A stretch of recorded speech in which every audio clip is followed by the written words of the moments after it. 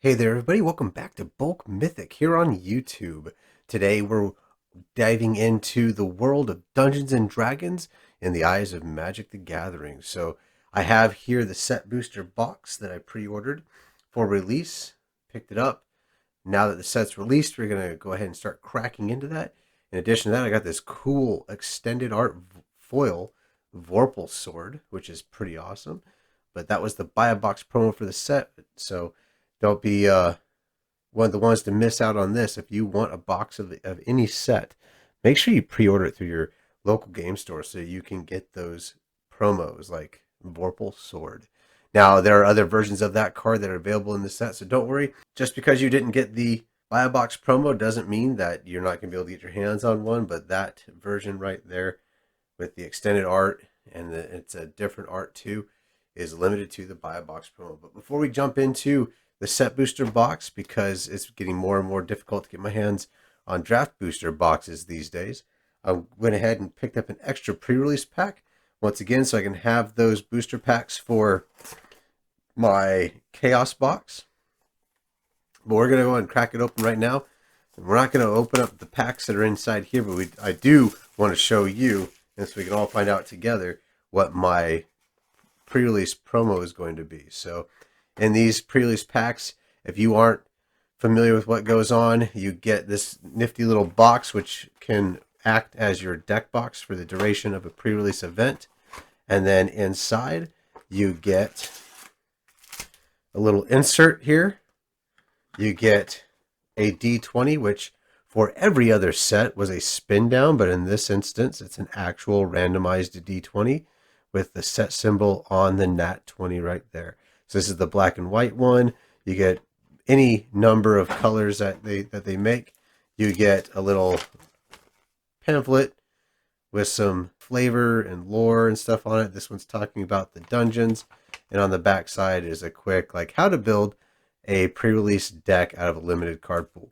And then you get your your foil pre-release rare or mythic. In this instance, I have Grazillax, the Illithid Scholar, 1 blue for a 3/2 legendary creature horror, and whenever a creature you control becomes blocked, you may return it to its owner's hand.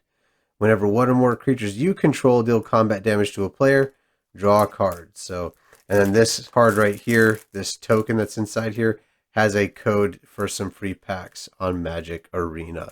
Now the thing with the pre-release codes is in Magic Arena, you can only use one pre-release code per account. So I will be sharing some pre-release codes from Strixhaven with you guys, as well as some additional pre-release codes from Dungeons and Dragons.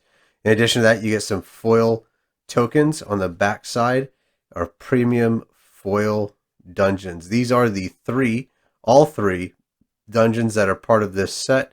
So it's pretty cool. You get them in your pre-release pack in this cool foil treatment for use while you're playing in the pre-release event. You get a little divider here to divide your main deck and your sideboard, and then you get 6 booster packs. But these aren't the booster packs that we're interested in opening today.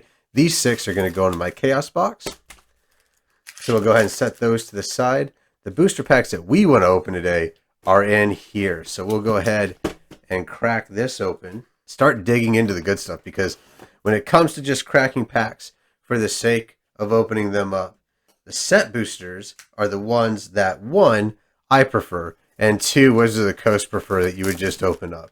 All right, so your rarity distribution is a little bit better than a lot of different sets. You get a guaranteed foil in every single one. You also have access to some of the cards that are only in like the commander decks. They're not normal draft booster packs, etc., etc. So they want to, and they being Wizards of the Coast, want to make sure that their draft booster packs are being used for in-store events or for drafts and limited events for that kind of sake. And that's why they have those there, and they've limited the print run of those to encourage stores to use them as such.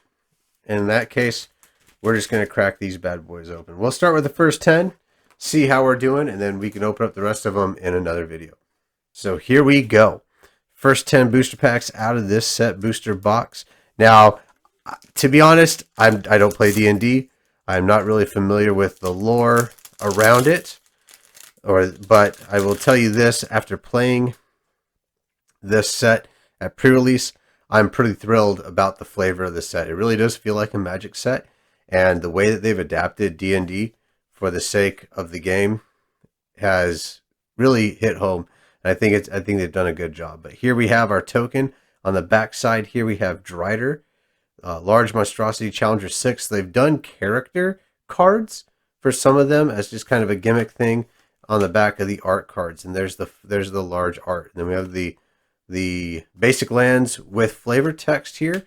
We have these original like sketch art or rule book art style cards here from Dungeons and Dragons, so different art style, which I think is actually really cool. The only issue that I have with them is, other than the mana symbol or a colored dot in the type line, it's really hard to tell what color they are, which it makes it a little bit difficult for sorting, but not that big of a deal. Speaking of sorting, we're going to make some room here. We got some commons of all different colors in this case. A lot of times your commons and uncommons are going to be connected around a theme. In this instance, they don't seem to be. Here's blue, green, and a dungeon. So not a whole lot as far as connecting these commons and uncommons. But moving on into our rare, we have Zalto, the Fire Giant Duke. It's 3 red for a 7/3 with trample. Whenever Zalto, Fire Giant Duke, is dealt damage, venture into the dungeon. So this is kind of a glass cannon, almost feels like, right? 3 damage or 3 toughness isn't a lot to absorb a lot of damage, but you want it to take damage so you can venture. Seems a little interesting. I don't know how it's really going to build out. I did have him in my pre-release pool, and I put it in the deck, but I really think I only cast it once in the entire event. And then we have a foil check for traps, which is a cool little card there, and an ancient den in the list spot. Now, I had forgotten that these set boosters have lists, and the fact that there was a magic back on that last card should have been my first hint. But here's an ancient den, artifact land in the list slot.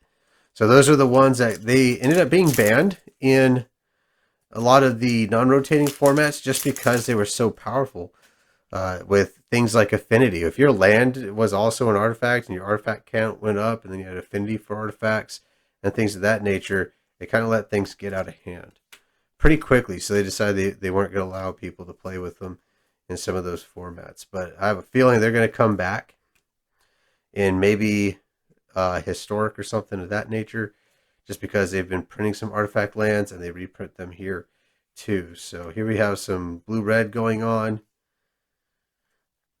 And then our first rare in this pack is the Hand of Vensa, or Vecna. How's that pronounced? I believe it's Vecna. So this is one of a collection of artifacts in the rare and mythic rare slots that if you put them all together, you get one big effect, right? Each one has their own effect. So this one is at the beginning of combat on your turn. Equipped creature or a creature you control named Vecna gets +X until in a turn where X is the number of cards in your hand. And then you can pay 1 life for each card in your hand to equip it or equip for 2. And then there's the last of this collection allows you to, if you have all of them in play, then you create a Vecna creature token. Here we have a second rare is the Bard class. So the class enchantments are a new card in this set. It's a level up mechanic on an enchantment. So each time you're able to pay this cost at sorcery speed. For each of the levels, you can level up this enchantment and add the additional ability to whatever you have going on. So they're global effects, and in this instance here, it's red and a green. The first ability is legendary creatures you control enter the battlefield with an additional +1/+1 counter on them. For an additional red and green, you can level 2 it. Legendary spells you cast cost red, green, less to cast, and that only affects the colored cost. And then an additional 3 red and a green will get you to level 3, which gives you cast a legendary spell, exile the top 2 cards of your library, and you may play them this turn. So pretty big deal right there, especially if you're in a red-green deck with a lot of legendary creatures. Then we have Burning Hands in foil. And then here's one of those dungeons, the Lost Mine of Phandelver. First level is Scry 1, and then you get to choose between creating a 1/1 red goblin creature token or creating a treasure token. And then depending on which of those second level rooms you go into, you have the choice of the third level rooms of put a +1/+1 counter on target creature. Each opponent loses 1 life and you gain 1 life, or target creature gets -4/-0 until your next turn. And then finally draw a card as you exit that dungeon with a skeleton on the back. So we'll just set that there. So the dungeons, when I played in my pre-release, the deck that I built was blue-red rolling dice, and I did not get the venture. I think I only had 1 card in my entire deck that said venture. We're going to have a list card on the back here. We're curious what we see there. So I didn't get the venture in the dungeons during the pre-release, but my opponents who did seemed like a lot of fun. Good little incremental advantage there, and a very, very fun little micro game on the side that really enhanced the play that I thought. So here we have one of the old rulebook style arts. It's black and red for Kalain, Reclusive Painter. So this is the kind of a mock-up or a rebuild of the other painter, the mono black painter. But this one, instead of changing the colors of things, you have the painter enters the battlefield to create a treasure token, because in D&D art is considered treasure. So obviously, as she paints, she can create treasures.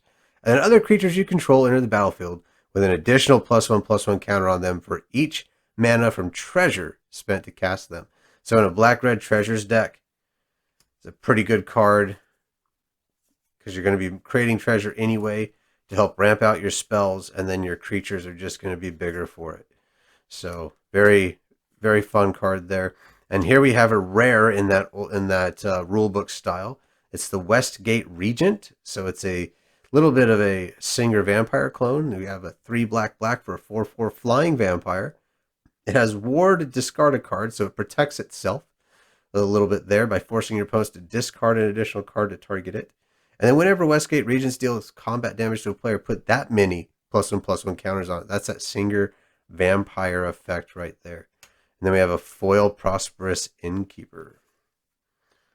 I'm not even, to be honest, going to worry about separating these foils out. So those are both uncommon good. And here's our list card, Arcane Teachings, for 2 and a red. Enchanted creature gets +2/+2 and has the ability to tap. This creature deals 1 damage to target creature or player. So it turns into a pinger, as well as pumping its power and toughness. So giving it an additional 2 power and 2 toughness makes it a lot better in combat. So I don't know how often you're going to be using the tap to ping ability. Kind of contradictory abilities there, but I'm sure given game situations, it can be important to have that choice to make. So moving on here, coming right along. Another art card, we got our thing, and then we got Clattering Skeletons in the old art as a common, or the rulebook art, whatever it is. Again, not a D&D player, so forgive me if I'm mispronouncing things or I'm not understanding where things come. Here's another level up, uncommon class enchantment for wizard class. So you have no maximum hand size as the original ability for 1 blue mana, and then 2 and a blue to level 2 it. It adds. This class becomes level 2, draw 2 cards. So it's got just divination on it. That's a one-time effect at sorcery. And then 4 to blue, whenever you draw a card, put a +1/+1 counter on target creature you control. So actually, if you have enough mana, you can pay for level 2, and while that draw 2 is on the stack, level it up again. Of course, that would take 8 total mana to do. But you do that, and you get the +1/+1 counters off of your own draw 2. And here we have Circle of Dreams Druid. Green for a 2/1 elf druid. You can tap to add a green for each creature you control. So another 3-drop for the Historic Elves deck, or even Modern Elves, Legacy Elves, depending on how much ramp you need. Here we have a foil Demogorgon's Clutches. Removal, or target opponent discards 2 cards, mills 2 cards, and loses 2 life. Pretty crazy there. And then we have a treasure token. Moving right along here. So I did, in Arena, earn the player draft token. Here's Tarask. Great big dino creature there. And enrolled in a premier draft, and I drafted that out. I did not record my draft picks as I was picking them. However, I haven't played the deck yet. I do plan on actually recording my gameplay of that deck that I drafted. So look forward to a video there as I kind of talk through what I thought I was doing with the deck, and hopefully it plays out as well as I had planned it.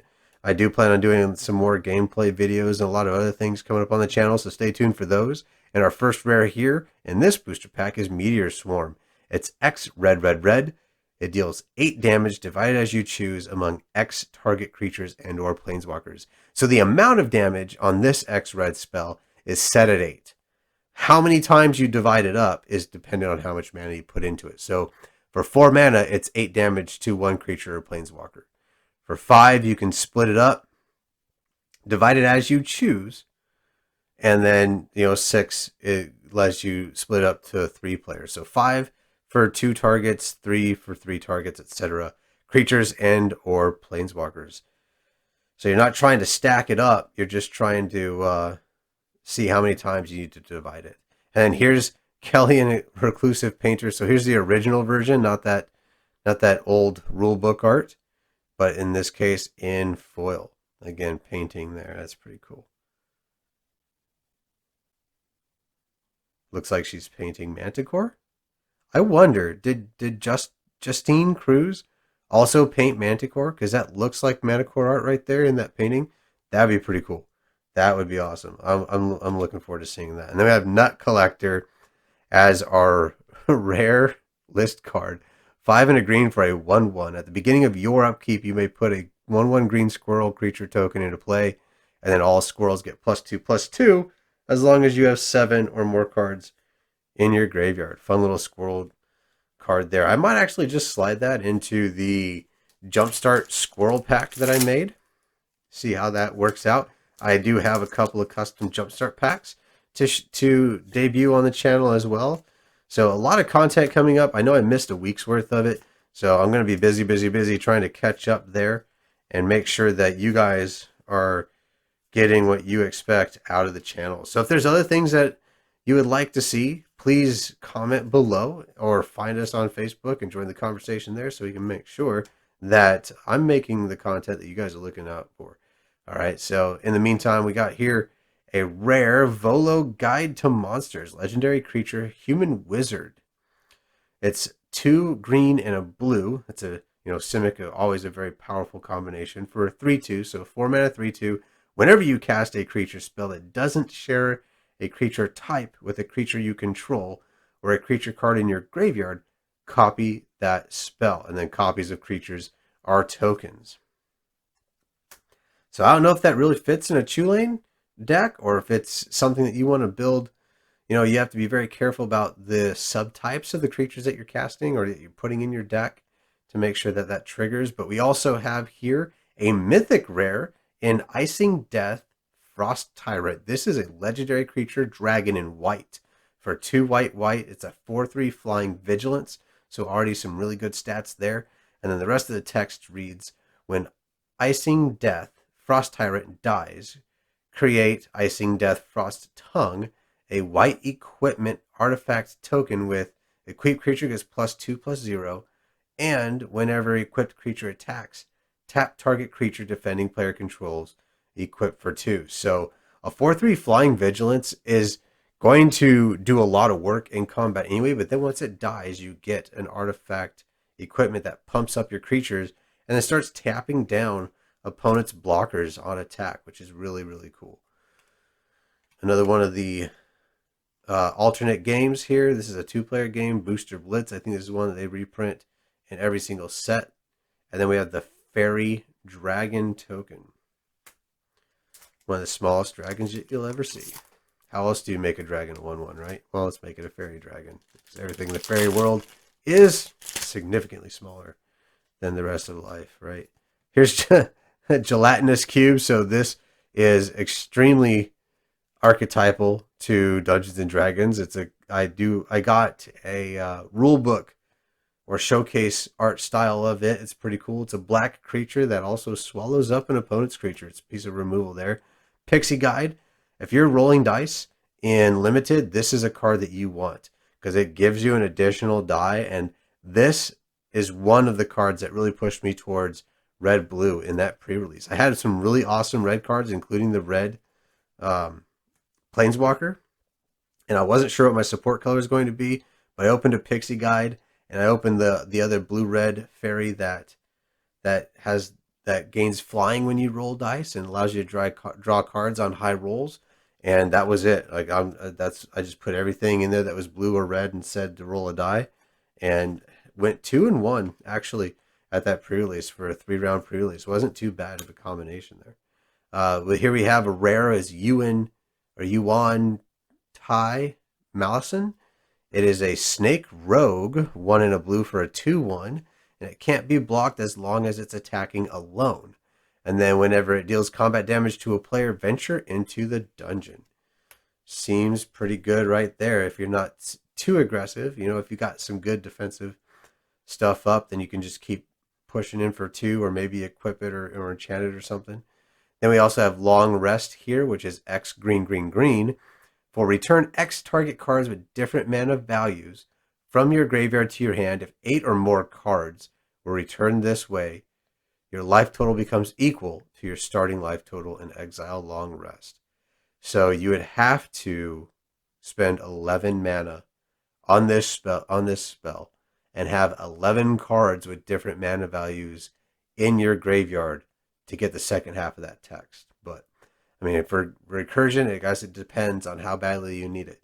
Because 6 mana will get you 3 cards back.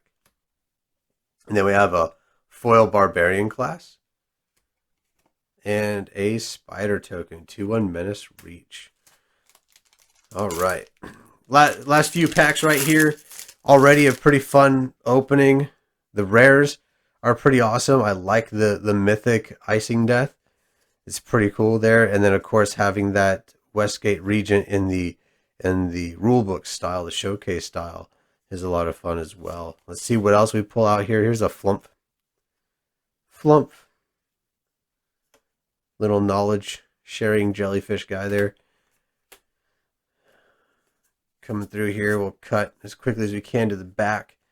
I didn't pay attention to a lot of these previews, so it's still a lot of fun for me to open these up. Here's a normal Westgate Regent, which is pretty cool because my wife's a big vampire collector, so I might just give that over to her so she can put it in her vampire binder. But here's a second rare here for the Adult Gold Dragon. 3 red and a white for a 4/3 flying lifelink haste. So it sounds a lot like... So this is 5 mana for 4/3 flying lifelink haste, which actually is not bad in red and white. So very aggressive card here. It's good late game too, because a lot of times aggressive decks are sacrificing life so they can continue to be attacking in. But having a big flying beater that's going to earn some of that life back for you is going to help. And then, of course, we get a foil rare Volo Guide to Monsters, which that art looks incredible in foil. There's so many different colors in that art, with the purple of his suit, and then the copper of the cup, the light glowing in the background, and of course the trophy heads of the monsters above him as he's telling his stories about these creatures that he's encountered. And then we have Dungeon of the Mad Mage and a Goblin token. So that was a good pack right there. Couple of rares, including one in foil. That's the kind of stuff that you can expect out of these set boosters. And we have a list card again in this one. Could be anything. So here's the Blue Dragon. Fun little color bending there of the pie, because they have to match the lore of Dungeons and Dragons. So I think they did a pretty good job of, some of these dragons that have different abilities in D&D than what would normally fit in the color pie, making it make sense. And, giving some different gameplay to the different colors too. Here we have Mimic, which is 2 mana artifact treasure. Sacrifice it, add 1 mana of any color, pay 2, and it becomes a shapeshifter artifact creature. That's a 3/3. So you can actually cast a treasure now, instead of just getting the token off of something. Come through here. Let's see what else we're getting. Lightfoot Rogue. is one of the die rollers. And then we have True Polymorph. 4 blue for an instant. Target artifact or creature becomes a copy of another target artifact or creature. So that's anything on the battlefield copies any target artifact or creature on the battlefield. And then our list card here is from Zendikar. Quest for the Holy Relic. 1 white for an enchantment. Whenever you cast a creature spell, you may put a quest counter on Quest for the Holy Relic. Remove five quest counters and sacrifice it. Search your library for an equipment card, put it on the battlefield, and attach it to a creature you control. Shuffle your library. So if you're in an artifact deck and you have the time to cast, 5 creatures before you go hunt for the artifact that you need, maybe that's a good budget option to go digging for, some swords or whatever else you have going on there. Last pack, let's see what we get. Faraday's Fireball worked really well for me in that pre-release, by the way, rolling the extra dice, and then of course I had Contact the Other Plane in that same blue-red deck, rolling extra dice off of the fairy, and going to town with the Planeswalker at the same time. So a lot of fun there. And we have here the Tarask. We had the art card earlier, but here's 6 green for a 10/10. It has haste and ward 10 as long as it was cast. So you can't get that first line of text if you cheat it into play. However, if you cast it, then you get that ward 10, and it has haste, and then whenever it attacks, it fights target creature defending player control. So you have the ability to fight a blocker out of the way upon attacks before your opponent has a chance to declare blockers. And then we have a devil token. So that's the first third of the box rather. So looking back at here, we have a few mythics. How many mythics did we end up with? We got a foil. There's a foil rare.